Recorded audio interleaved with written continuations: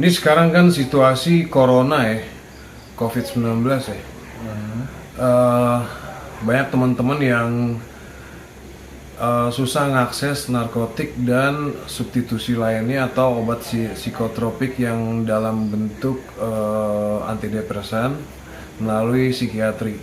Nah, kalau gua nih mau nanya pendapat dari kalian berdua nih ya, dari sisi LSM dan ini Belinda dari Karisma. Dan ini sahabat gue Raymond. Gue akan tanya lu soal gimana kondisi di jalanan ya. Nah, kalau menurut lu Bel,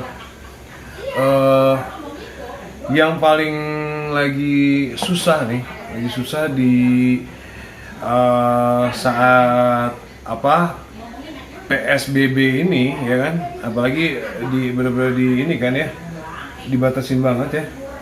Nah itu gimana sih kondisi di layanan sendiri, kayak di RSKO, kayak di hotspot yang jual sabu, putau gitu, itu kayak gimana?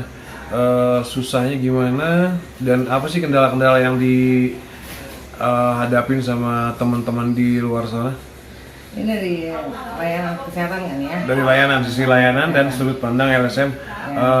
Suaranya agak kenceng ya? Ya, kalau dari sisi sudut pandang gue, karena gue dari komunitas LSM, Agak kenceng.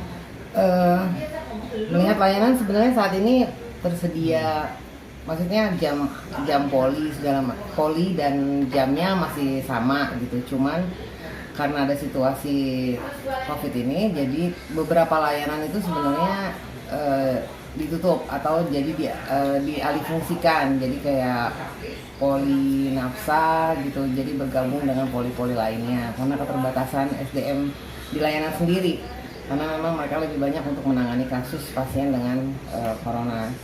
Nah kalau di layanan sendiri sebenarnya untuk metadon sendiri mereka juga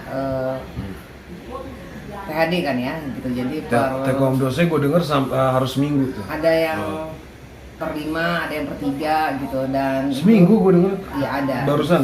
Iya, setiap layanan kan beda gitu. Kalau yang gue tahu masih di puskesmas kecamatan gitu, itu masih 3 hari? antara 3 sampai 5 hari. Kalau situ di RSK sendiri gue belum update. Terus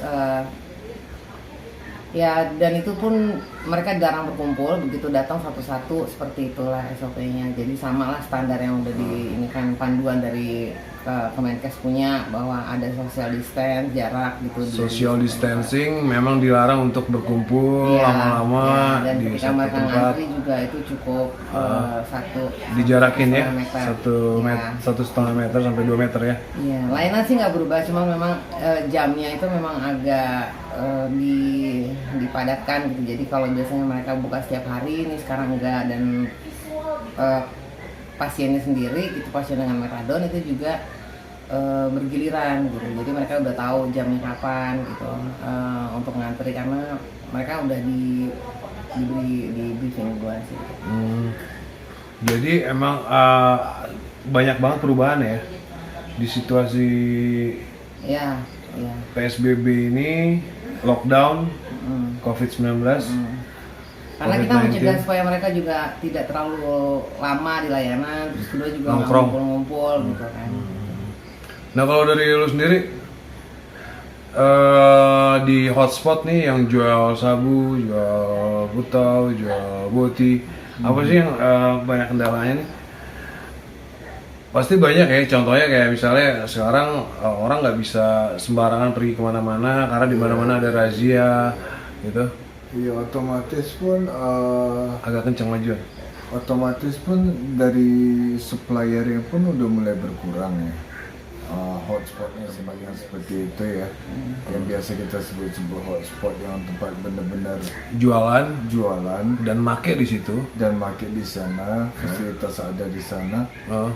dan itu udah agak sedikit susah juga gitu, karena demand pun udah berkurang gitu loh. Gua rasa sih demand nggak berkurang ya, Tapi karena mungkin akses mereka untuk menuju hotspot. Menuju hotspot itu tuh terbatas, banyak yang jalan-jalan udah ditutup segala macam. Jadi membatasi gerak untuk mengakses juga gitu.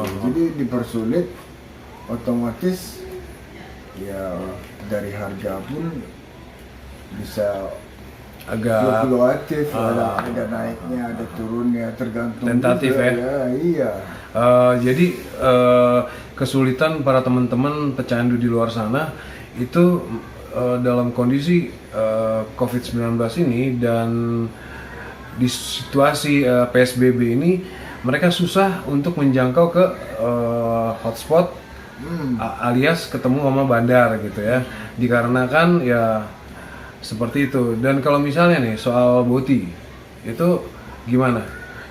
Dipersulit juga nggak di rumah sakit itu, jadi susah karena nggak bisa ketemu dokter, atau misalnya dikasih obatnya itu jadi sekaligus banyak untuk sebulan gitu juga? Iya, ada beberapa rumah sakit yang gue dengar itu malah karena dokternya itu dirumahkan juga ya, dikasih cuti, jadi datang sebulan sekali yang harusnya biasa kantor seminggu sekali atau 2 minggu sekali. Obatnya teratur. Ini Apalagi obat antidepresan ya? Antidepresan. Jadi ada yang sebagian dokter nulis resep itu untuk sekali sebulan gitu. Dan untuk ini para dokter atau penyedia layanan yang bekerja di layanan, jadi di kondisi lockdown seperti ini gitu ya, di kondisi PSBB sekarang ini, orang kan isolasi mandiri di rumah. Nah banyak yang gue terima juga itu kalau para pengguna antidepresan mereka pemakaiannya jadi tinggi karena karena stres di rumah gitu loh. Iya. Gitu. Bener nggak sih? Setuju. Bener nggak sih, banyak Bener, juga banget. ya. Jadi ada peningkatan ya, peningkatan dalam konsumsinya ya. Oke. Jadi kesimpulan kalian tuh gimana nih? Di situasi seperti ini baiknya seperti apa gitu ya, dari sudut pandang street junkie ya atau pecandu jalanan, itu seperti apa? Bagusnya gimana? Dan apa sih yang bisa di-share sama teman-teman itu, gimana caranya biar mereka nggak putus dan tetap bisa sehat gitu? Ya, yang kita harapkan dari layanannya sendiri sih ya, untuk supaya bisa konsisten sesuai dengan schedule gitu. Kadang-kadang kan kalau misalnya karena obat antidepresan ini sendiri ini kan harus rutin ya bro ya. Harus ada takaran untuk minumnya 2 kali sehari. Solusi lo gimana? Dari lo gimana? Di solusi gue, dokternya itu benar-benar harus komit gitu loh. Jam prakteknya itu harus Jelas? ya, namanya pelayanan ya kan. Harus melayani ya, dia harus ada hadir lah. Nah kalau hotspot narkotiknya sendiri? Untuk hotspot narkotik sendiri itu Biasanya anak-anak itu punya jalan sendiri ya pasti. punya jalan sendiri ya. Udah pasti nyampe ya misalnya. Punya coping skill sendiri lah. Walaupun aksesnya ditutup dari kanan kiri muka belakang, selalu aja ada Dari jalan atas keluar. atau dari bawah bisa. Bisa sih. Gitu ya. Dari segi legalnya ya. Oke. Nah itu versi street junkie. Kalau dari LSM sendiri di penyedia layanan, solusinya apa nih dalam keadaan PSBB ini dan COVID-19 ini? Kalau sudut pandang kita dari Agak kenceng, ini nggak sudut kedengeran. pandang kita dari sisi layanan, kalau LSM kan bukan layanan kesehatan ya, tapi Iya. layanan yang bergerak di bidang pengurangan dampak buruk. Uh-huh. Nah kalau berdasarkan informasi yang kita terima dari teman-teman di lapangan gitu ya, memang semenjak situasi COVID ini itu tingkat relapse itu memang tinggi gitu. Jadi bukan hanya orang yang memang masih aktif menggunakan zat, tapi pada beberapa orang atau beberapa dan kalau situasi sekarang ini semenjak situasi COVID ini memang sebenarnya tingkat relapse itu semakin tinggi, kan? Dan pemakaian juga makin tinggi ya. Berdasarkan informasi Karena yang stres lapangan. disuruh di rumah ya. Ya, jadi baik mereka yang masih aktif sama ada juga dampingan yang memang sudah tidak menggunakan, tapi karena memang ada situasi ini mereka harus di rumah aja gitu. Akhirnya mereka kembali relax. Stres ya. Jadi gitu ya teman-teman di kepolisian, di layanan, dokter-dokter, yang terjadi di lapangan seperti itu. Dari sudut pandang teman-teman yang di LSM bahwa ada peningkatan jumlah pemakaian dikarenakan orang harus mengisolasi dirinya mereka masing-masing di rumah. Oleh karena itu pemakaian obat antidepresan pun semakin bertambah gitu loh kuantitinya. Dikarenakan ya orang siapa yang nggak stres gitu ya di isolasi di rumah dan harus secara mandiri gitu loh. Nah itulah yang terjadi di layanan ya, di layanan-layanan dan yang lo dapet di lapangan dari klien informasi seperti itu. Ya, tingkat kecenderungan relapse tinggi. Tingkat kecenderungan relapse-nya tinggi. Ini bicara zat lainnya, zat sabu, zat putal, zat oboboti gitu ya, obat-obatan atau pil gitu ya, antidepresan.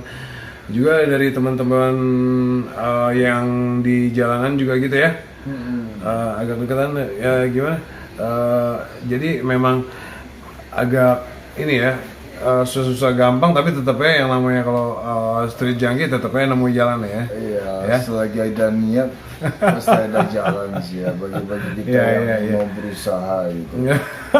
Bangsa. Konotasinya negatif guys. Ngetot. Maksudnya sempat ada juga kemarin ini ada hal yang lucu juga, kita ngobrol-ngobrol sama dokter gitu kan. Ini kedepannya nih dok, untuk para pengguna antidepresan, pasien dokter psikiater setelah masa COVID-19 ini tambah akan naik, berakhir, akan naik.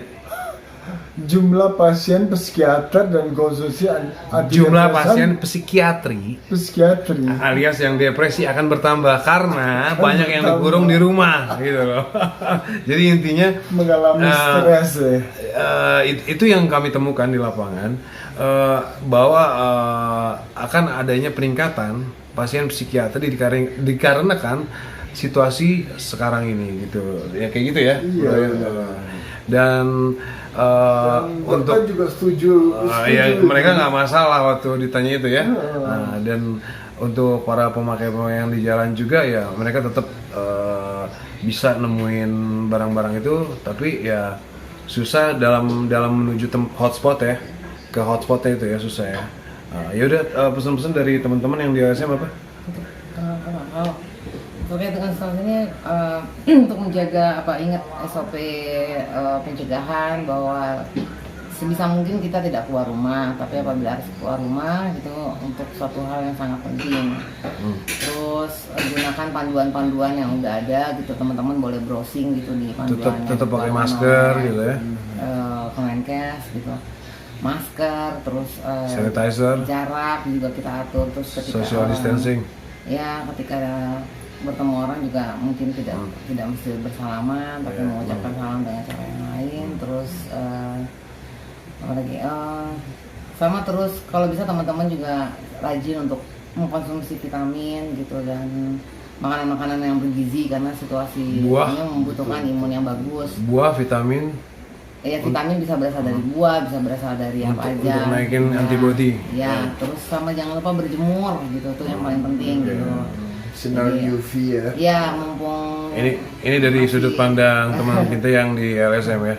Mumpung masih, memang karena cuaca sekarang kan masih pancaroba juga, harusnya sudah masuk musim panas, tapi kadang-kadang masih hujan gitu. Jadi sebisa mungkin teman-teman harus mengambil waktu pagi untuk berjemur gitu aja. Karena di udara lembab, inkubasi si virus itu jadi tempat yang bagus banget mereka untuk berkembang biak. Luar biasa Bapak, pintar sekali. Fuck. Dan dia nggak akan bertahan lama saat dia kena sinar matahari. Nggak kuat panas.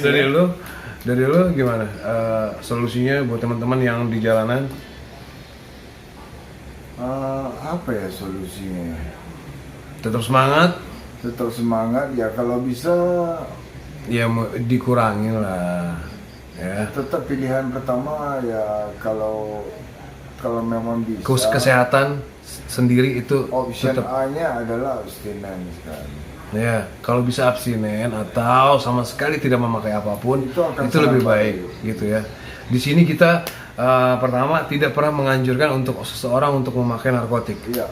Dan kedua, ya, saya hanya mau kasih tahu sedikit dari apa yang terjadi di Grey Wolf Corner.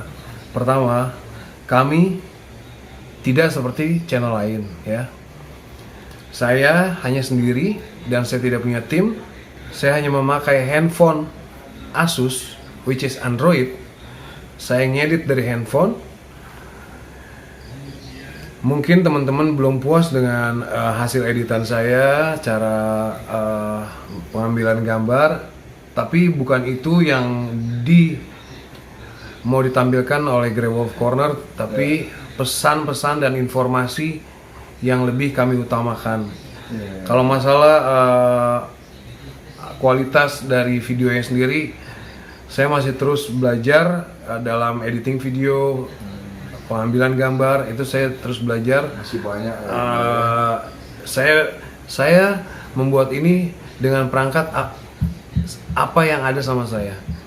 Saya ngambil gambar pakai handphone, saya edit video ini pakai handphone. Jadi sama sekali nggak pakai PC. Jadi kalau masih di teman-teman yang mau membandingkan Grey Wolf Corner dengan channel lain gitu ya, ya maaf ya. Kalau saya cuman segini aja, baru segini aja, karena channel ini akan lebih baik lagi, dan mudah-mudahan informasinya yang justru kami lebih utamakan untuk nyampe ke teman-teman semua. Itu aja dari kita bertiga. Mudah-mudahan teman-teman semua tetap sehat di saat masa-masa COVID-19 ini dan isolasi mandiri dan PSBB di beberapa daerah di Jakarta, sebentar lagi Jawa Barat dan Pekanbaru gitu ya. Itu aja dari kita bertiga. Semoga lo semua tetap sehat Selalu. dan salam parat. Ciao.